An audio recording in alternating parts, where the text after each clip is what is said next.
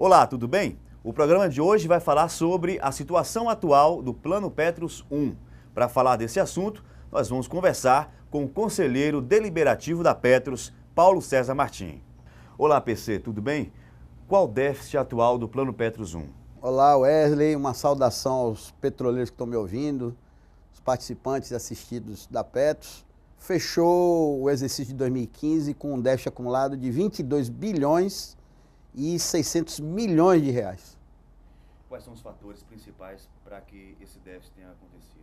Olha, tem de tudo um pouco, são vários fatores. Do ponto de vista dos compromissos, houve um aumento grande dos compromissos do plano. Por causa das ações judiciais, todos os aposentados e pensionistas que se aposentaram até 31 de agosto de 2007 estão demandando na justiça o pagamento de níveis, só aí são 15% a mais no pagamento dos benefícios. E esse dinheiro, esses recursos estão saindo do plano. Além desse passivo judicial que aumentou os compromissos do plano, nós tivemos dois grandes fatores agora no fechamento de 2015, que foi a mudança da hipótese atuarial chamada família real para família padrão, que é a composição familiar, e a retirada do teto de 90%. Família real, por que a gente fala família real? Porque se descobriu aí que a diferença de idade entre o casal aumentou. Como o plano garante a pensão depois da morte do titular, logicamente o tempo que a pensionista vai viver depois do falecimento do titular pesa nos cálculos dos compromissos do plano. Como essa distância da idade aumentou, em média era 10 anos, se descobriu que essa idade é maior, logicamente aumentou os compromissos do plano também, por conta disso. E a questão do teto de 90%, porque os ativos e aposentados, os aposentados futuros ativos, que estavam com salário mais alto, acima do teto, na hora do cálculo do benefício, em vez de pagar o teto, pagou 90% do teto. A Petros agora vai corrigir isso, a partir de fevereiro de 2017, ela vai fazer a correção desses benefícios e pagar os valores retroativos. Então, todos esses efeitos aí aumentou os compromissos. Do outro lado, do ponto de vista do patrimônio, nós tivemos uma redução de patrimônio. A Petros teve redução nos seus investimentos, títulos públicos, ações, todos esses valores que a Petros tem, perderam, houve uma redução, porque esses ativos, por causa da crise financeira, perderam valor no mercado.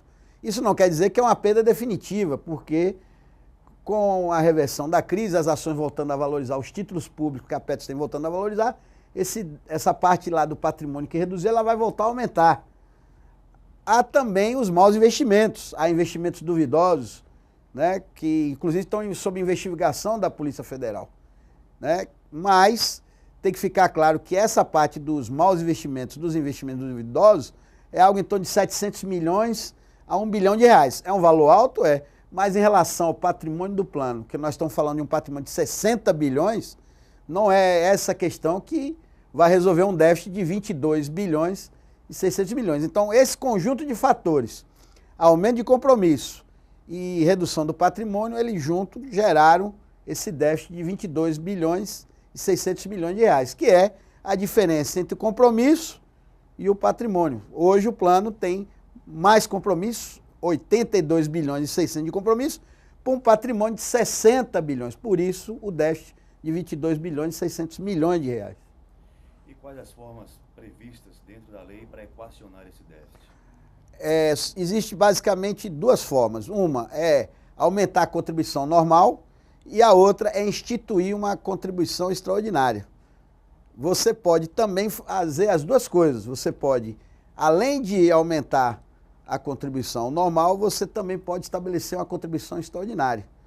Esse cálculo vai ser feito até o final do ano e a Petros vai ser obrigada por lei a fazer a cobrança através de um desses dois modelos ou conjugando os dois. Aumentando a contribuição normal, estabelecendo a contribuição extraordinária ou ambos. Esses percentuais a gente ainda não sabe e esse processo ele vai acontecer agora no final do ano e quando for aplicado, ele será aplicado a partir de fevereiro de 2017. Se eu estou falando que o déficit é 22 bilhões e 600 milhões, a legislação permite que 6 bilhões não sejam equacionados agora, mas 16 terão que ser equacionados. Ora, se vai equacionar 16, 8 bilhões é a Petrobras que vai ter que pagar e os outros 8 bilhões são os participantes assistidos. A forma de pagamento é a mesma, aumento da contribuição. No plano Petros, as contribuições são paritárias. O mesmo valor que o participante paga, a Petrobras paga. O mesmo valor que desconta do benefício do aposentado, a Petrobras também paga na mesma proporção. Portanto, as patrocinadoras irão contribuir na mesma proporção dos participantes assistidos do plano. Existem riscos em relação aos pagamentos dos benefícios? Bom, essa pergunta é muito importante porque o plano Petros, com um patrimônio de 60 bilhões, mesmo que ele tenha compromisso de 82 bilhões e 600, são compromissos de longo prazo. Então, o plano Petros, ele tem aí uma liquidez e solvência para os próximos 20 anos. Ou seja, nos próximos 20 anos não vai haver problema de pagamento de benefício. O problema acontece se não equacionar o déficit, mas no longo prazo. Isso significa, se nos próximos 20 anos nada for feito em relação a esse déficit, dos próximos 20 anos, para quem estiver ainda dependendo do plano Petros, ou seja, os atuais ativos que estiverem aposentados e os aposentados pensionistas que ainda estiverem vivos, vão ter possivelmente a redução ou até a eliminação do seu benefício futuro se esse déficit não for equacionado. Atualmente, um plano de benefício definido, como é o Petros 1, é economicamente inviável? Essa pergunta também é muito importante, porque eu não diria que um plano de benefício definido, como é o caso do plano Petros, é um plano economicamente inviável. Agora, ele é um plano caro. Por quê? Porque ele garante renda vitalícia. Então, como eu disse, o titular ele vai receber até falecer. E ao deixar o dependente pensionista, ou filhos de até 21 anos, ou mais de 21 anos, se forem inválidos, vão ter uma renda vitalícia. A renda vitalícia é cara. Além do mais, tem um fenômeno do aumento da expectativa de vida, o que torna também os planos de benefício definido, como é o caso do plano Petros, mais caro. Então, não diria que o plano Petros é um plano inviável economicamente. Agora, as empresas que vão patrocinar um plano de benefício definido, elas vão ter que desembolsar mais e os participantes assistidos vão ter que desembolsar mais, porque é um plano que custa mais, mas também dá mais segurança e dá mais benefício. Paulo César, como fica a situação dos participantes e assistidos do plano Petros 1 diante desse déficit de 22,6 bilhões de reais? Como eu já falei, de acordo com a legislação, vão ter que enfrentar essa discussão do equacionamento do déficit. A Petros vai ser obrigada pela lei a cobrar esse déficit. O Conselho Deliberativo da Petros, que é o órgão máximo, é que vai definir qual será o percentual que será cobrado e os participantes vão ter que conviver com essa situação, infelizmente. Os participantes e assistidos do plano Petros 1 devem pagar pelo déficit ou entrar com ações judiciais? Quero aqui olhar diretamente aqui para os meus companheiros que estão me ouvindo agora, me assistindo. Eu afirmo com toda a convicção, não só como conselheiro da Petros, mas principalmente como participante da Petros. Eu tenho entendimento que nós temos que pagar o equacionamento do déficit e, ao mesmo tempo, entrar com as ações judiciais para tentar responsabilizar a Petrobras pelo pagamento da totalidade desse déficit. É isso que eu defendo e é isso que eu irei orientar meus companheiros do Sinipetro Bahia, dos demais sindicatos da Federação Única dos Petroleiros. Pagar o equacionamento do déficit e, ao mesmo tempo, ingressar com as ações judiciais. Somente ações judiciais? Não. Por que eu defendo que tem que fazer as duas coisas? Porque se a gente entrar somente com as ações judiciais, a gente não sabe quanto tempo essas ações vão demorar. São ações bilionárias. Se nós viermos a perder essas ações, o nosso benefício futuro estará inviabilizado. No entanto, se a gente fizer as duas coisas, começa a pagar o equacionamento do déficit, ingressa com as ações judiciais, se a gente tiver sucesso nessas ações, aí nós teremos dinheiro a receber de volta, porque nós estávamos pagando o equacionamento do déficit, e a responsabilidade passará a ser totalmente da Petrobras, e a gente vai, como eu disse, receber os valores de volta que nós pagamos do equacionamento. Agora, o inverso não é verdadeiro. Se a gente não pagar o equacionamento e simplesmente entrar com as ações para impedir a cobrança, caso a gente venha a perder as ações, nós teremos o nosso benefício inviabilizado. Por isso que eu defendo que a gente deve fazer as duas coisas, pagar o equacionamento do déficit e entrar com as ações judiciais. Como responsabilizar judicialmente a Petrobras e as outras patrocinadoras por esse déficit bilionário no plano Petros 1? Temos duas formas, ou nós entramos com novas ações judiciais, ou tentamos agilizar a ação que a FUP já tem na Justiça desde 2001 uma ação civil pública onde a gente cobra da Petrobras e das demais patrocinadoras do plano uma série de dívidas. Essa ação, inclusive, o juiz já pediu perícia e cabe agora o juiz decidir se nossos argumentos estão corretos ou não. Se nós ganharmos essa ação, essas dívidas que serão pagas pela Petrobras vai reduzir significativamente o déficit. De lá para cá, de 2001, nós teremos então que entrar com novas ações, agora referente à questão da família real e à questão do teto de 90%, que, como eu disse, são fatos que ocorreram antes da mudança da legislação, da emenda constitucional número 20, que nós também podemos responsabilizar a Petrobras. Algumas associações e sindicatos de aposentados vão entrar com ações judiciais para suspender a cobrança desse déficit. Qual a sua opinião sobre isso? Quero de novo aqui falar com os participantes assistidos da Petros, principalmente do Plano Petros 1, olhando aqui, olho no olho aqui de vocês aqui, através dessa Câmara. Eu, Paulo César, enquanto conselheiro, mas mais ainda, enquanto participante, caso alguma dessas entidades, como a EPET, a STAP, Bahia, Ambep, consigam ações judiciais liminares impedindo a cobrança do déficit, eu, Paulo César, vou ingressar com ação judicial para pagar o equacionamento do déficit. E se a Petros não quiser receber, porque está impedida por uma dessas ações judiciais, eu, Paulo César, vou depositar mensalmente o valor do equacionamento do déficit, da minha cobrança extraordinária, ou cobrança a mais, eu vou pagar diretamente em juízo. Por que eu estou falando isso? Porque eu não vou entrar nessa aventura. O plano precisa desses recursos, o plano precisa rentabilizar esses recursos. Impedir a cobrança é ruim para o plano. A Petrobras vai achar bom, porque ela também vai deixar de pagar, porque teve uma decisão que suspendeu o pagamento do déficit. A Petrobras só pode pagar junto com a gente, ela não pode pagar sozinha, a legislação não permite. E aí você vai inviabilizar o plano. Você sabe quanto tempo uma ação dessa pode demorar? Portanto, eu não tenho dúvida nenhuma, eu não vou entrar nessa aventura. Caso ocorra isso, eu pessoalmente vou entrar com ação judicial para garantir o meu pagamento do equacionamento, nem que eu tenha que depositar em juízo. E qualquer outro participante assistido que me perguntar ou me pedir orientação, eu vou dar a mesma orientação. Porque a gente não pode jogar o futuro nosso, da nossa família, numa aventura jurídica. A gente não pode depender de uma decisão que pode levar 10, 15, 20, 25 anos e que, se ela for desfavorável, você está inviabilizando o seu futuro e da sua família. Não podemos entrar nessa aventura. Ser previdente é pagar o equacionamento do déficit e cobrar judicialmente. Isso é que é o correto. Como está atualmente a saúde financeira do Plano Petros 2? Olha, o Plano Petros 2 está muito bem. É um plano que existe desde 2008, ou seja, pouco mais de 8 anos, e já tem um patrimônio acumulado de mais de 12 bilhões de reais. Ou seja, ele caminha para ser, com certeza, o maior plano de previdência complementar de todo o sistema de previdência complementar fechado do país.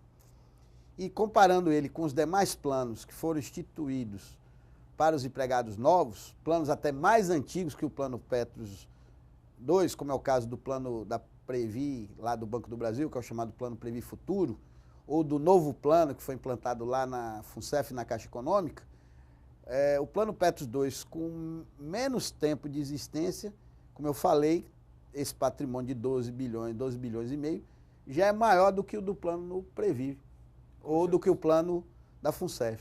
E como isso é possível? Bom, isso é possível porque o Plano Petros 2 ela tem uma capitalização muito forte. Ou seja, o participante que contribui para o Plano Petros 2, ele tem uma taxa mínima de 6%, podendo chegar até 11%. E, de acordo com a taxa que ele escolhe, a Petrobras e as demais patrocinadoras do Plano Petros 2, do sistema Petrobras, vão lá e contribuem na mesma proporção. E é sobre salário bruto, não há nenhum tipo de exceção. Se tiver hora extra, a contribuição vai ser lá sobre aquele montante de hora extra. No caso do plano, por exemplo, do Plano Previ, não é assim. A patrocinadora, ela tem um limite percentual máximo que ela paga, que é menor que 11% do Plano Petros 2, e tem determinados valores que entram lá no contra-cheque do trabalhador, remuneração, que o Plano lá da Previ, por exemplo, não recolhe para o Plano Previ Futuro. O Banco do Brasil não recolhe. Então, tanto no percentual como na base de contribuição, o Plano Petros 2, ele tem uma capitalização muito mais forte, seja da parte do empregado, seja da parte da empresa patrocinadora, no caso a Petrobras. Vários planos de DB estão com déficit, o que garante que os assistidos e os participantes desses planos receberão seus benefícios. A grande garantia de um plano de previdência é o patrimônio acumulado. Não tem mágica.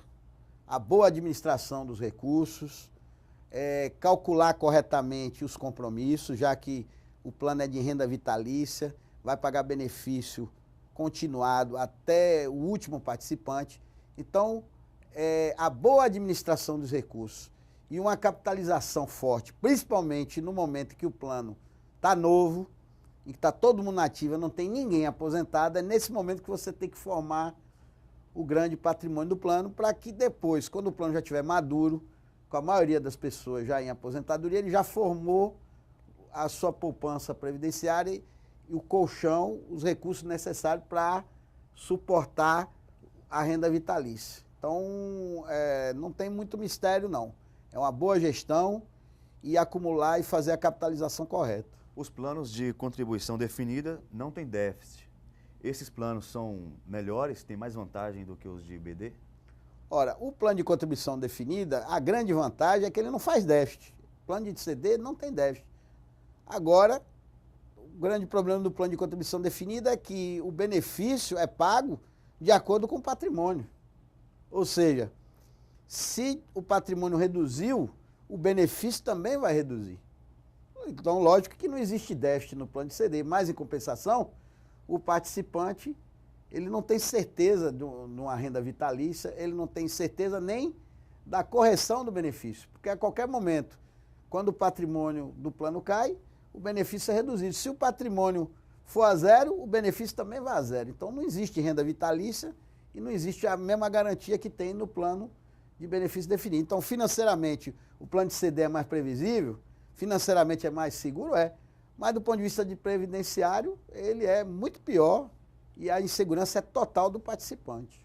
Qual seria outra alternativa, além do BD e do CD? Olha, a grande alternativa hoje é o plano de contribuição variável, que é justamente a modelagem do Plano Petros 2, em que no período da acumulação do recurso, no período da capitalização, no período que as pessoas estão na ativa, ele é um plano de contribuição definida, ou seja, cada um está lá formando a sua poupança previdenciária individual e o plano força tanto a empresa como o participante a fazer essa poupança. Depois de acumulados os recursos, aí concedido o benefício, aí ele passa a ser um plano de benefício definido, aquelas contas individuais desaparecem, vai tudo para uma conta coletiva e ali na conta coletiva você garante a solidariedade, mutualismo e a renda vitalícia. Então, a melhor modelagem é combinar a certeza a financeira no custo do plano de CD com as vantagens previdenciárias de um plano de BD, que é justamente a modelagem do Plano Petros 2. Ok, conversamos aqui com Paulo César Martim, conselheiro deliberativo da Petros, esclarecendo dúvidas sobre esse atual momento do Plano Petros 1. Mais uma vez, Paulo César, muito obrigado pela sua participação, pelos esclarecimentos e fique à vontade aí para as suas considerações. Bom, primeiro, Wesley, mais uma vez agradecer o convite para estar aqui conversando com o participante assistido do Plano Petros, do Plano Petros 2. Se você, depois dessa entrevista, ainda ficou com dúvidas, entre em contato conosco. O meu endereço eletrônico é o pc@fup.org.br ou entre em contato diretamente com o nosso setor de comunicação, imprensa@sindipetba.org.br. Participe das nossas reuniões, participe das nossas atividades e leia os nossos informativos. Você, aposentado e pensionista, nós temos o nosso jornal mensal, o Petrolino, que nós enviamos para a casa de vocês, onde, além de várias matérias de interesse, nós estamos divulgando um calendário mensal de reuniões que temos feito em Salvador, em vários bairros, e no interior, nas diversas subsedes onde o sindicato atua. Portanto, esse é o seu jornal informativo e aqui é que você vai encontrar informações importantes para você, para sua família, para a defesa dos seus direitos. Os companheiros da Ativa têm o jornal semanal, que é o Diálogo, e, além disso tudo, como eu já falei, nós temos a nossa página na internet, o nosso endereço eletrônico www.sindipetba.org.br. Uma saudação a todos e até uma próxima oportunidade. Obrigado.